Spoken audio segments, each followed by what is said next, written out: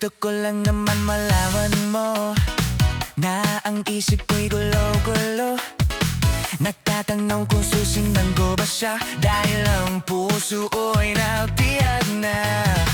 Alam mo bang minamahal ko siya, at tunay ang nararamdaman. Kahit pa ba inyong pagtawanan ay ayos lang basta kasama siya. Kahit sabihin pa ng iba, napamaliw na ako talaga, dahil laging ipinagtsatsa-tsa, nagrurumba, nagsasalsa. Pwedeng sabihin nyo ito sa kanya, ang puso ko'y